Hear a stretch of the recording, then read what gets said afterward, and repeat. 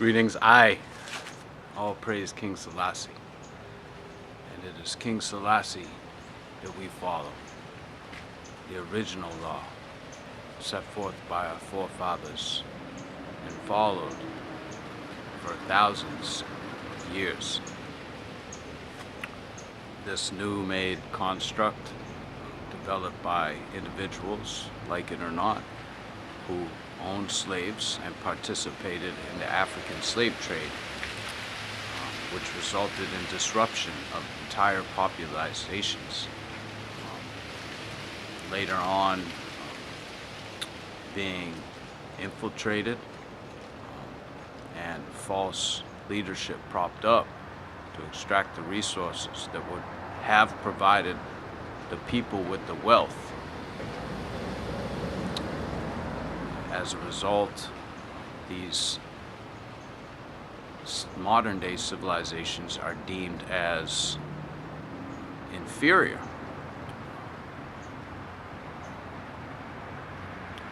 So let there be ears that are willing to hear. So just to clarify, this is not my system. The origin of this system is the Babylonians. The Babylonians have been historically the Hebrew people, oppressors. However, as the Christ stated, agree with your adversary quickly, lest he cast you before the magistrate, and the magistrate hands you to the officer, who puts you in prison. And fully understand, or as the Rastafari people say, overstand, that you will not be free of bondage until you have paid your last mite. And we are told, we are given these freedoms, these rights, in the Bill of Rights, in this Constitution of the Declaration of Independence. And the first one is that Congress, the governing body, shall not make any laws with respect to an establishment of a religion or prohibit the free exercise thereof.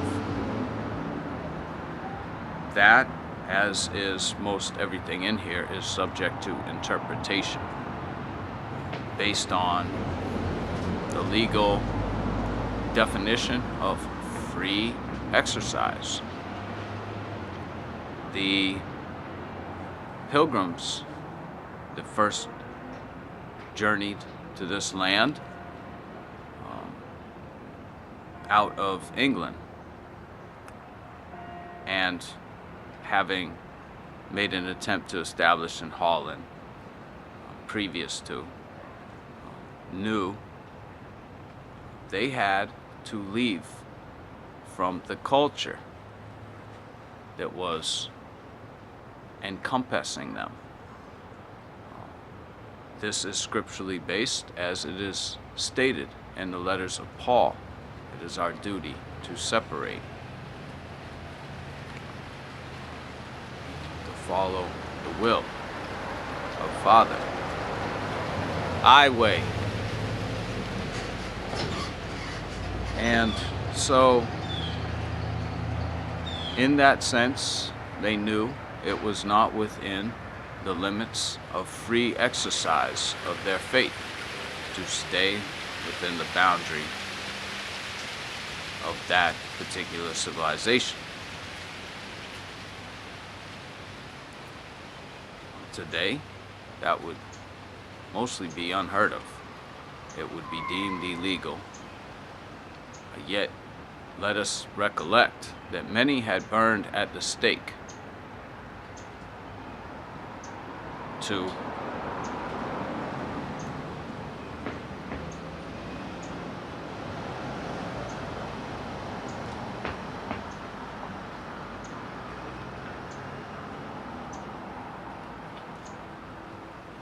administrate the absolute seriousness of the matter.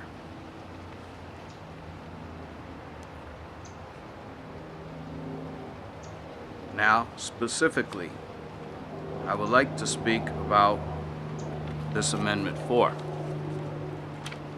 The right of the people to be secure in their persons, houses, papers, and effects against unreasonable searches and seizures shall not be violated, and no warrants shall issue but upon probable cause, supported by oath or affirmation, and particularly describing the place to be searched and the persons or things to be seized. The Babylonian man has followed this because they see this is their foundation upon which all their other laws that they decide to make policy rests. And it is necessary within these constructs to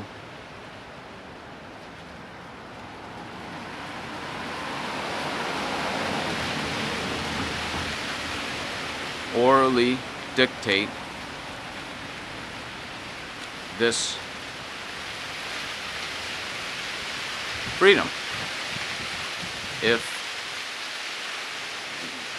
a person does not tell the officer or magistrate that they are aware that they have this freedom, it will not be granted to them.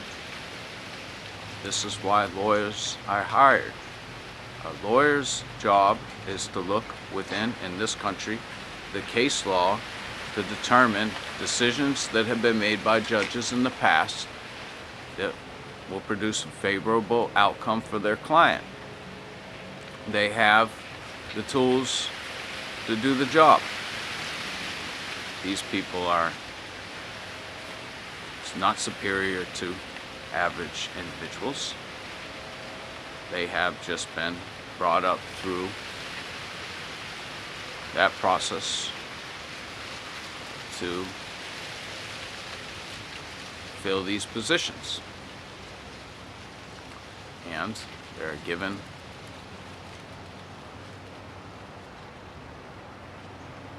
the mechanisms of conduct. It is now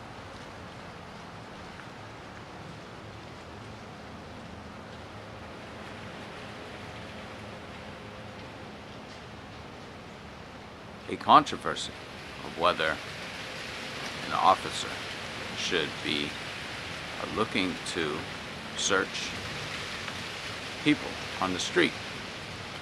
And in the past, it has served well for the capitalist because many children have been brought up to be conditioned to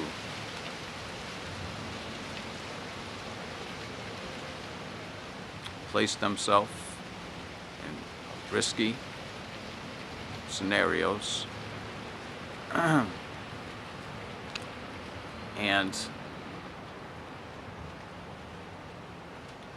this is possible by hindering the development process, by setting people back, keeping people down,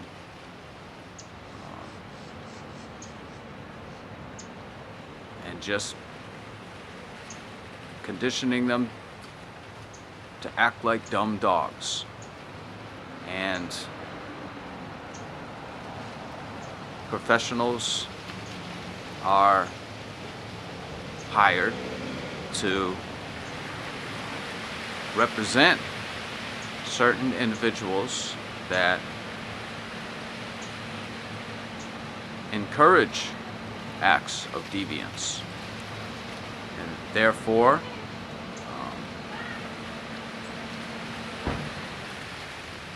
a pool a surplus of criminals are produced, therefore carrying on the system of involuntary servitude and developing wealth for the top tier. If there is a right, then it should be known.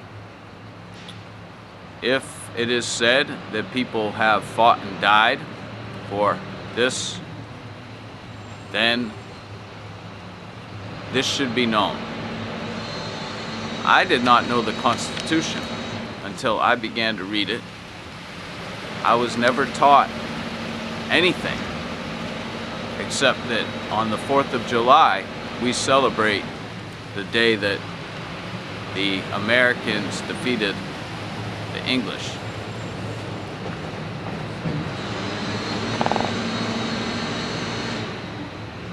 It was not actually, did not actually become a national law until, I believe, 1789. But it's like, who cares? I mean, I'm just saying that those that pretend to take an oath with a capital O, as is stated in here, and protect this,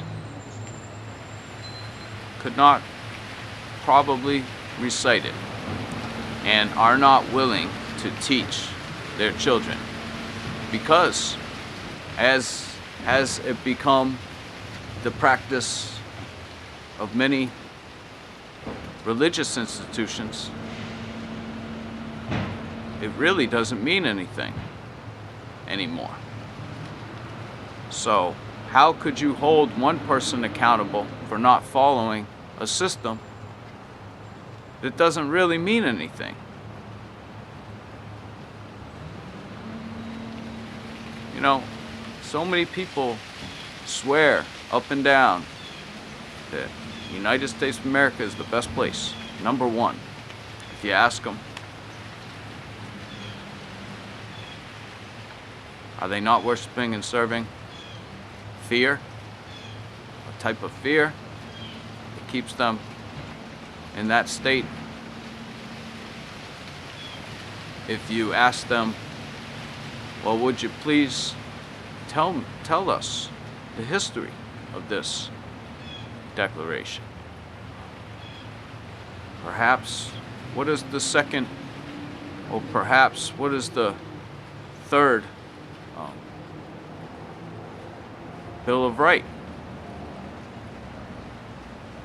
Maybe it's something we should do one day to find out how many people that swear allegiance to something that they really don't know.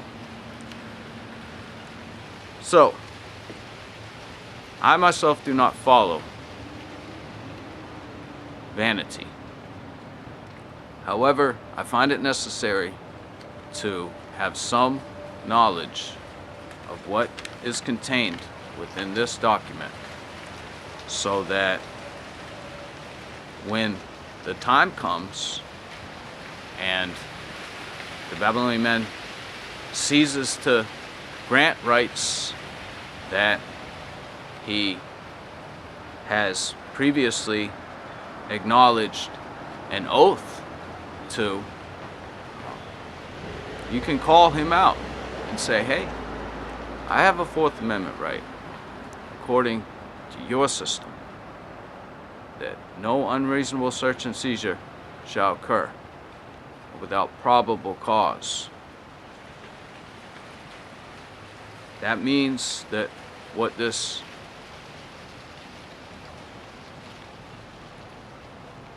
the next transition is referring to when they say stop and frisk could not possibly be permitted without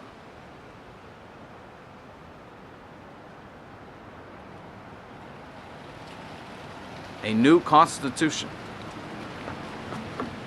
Giving thanks.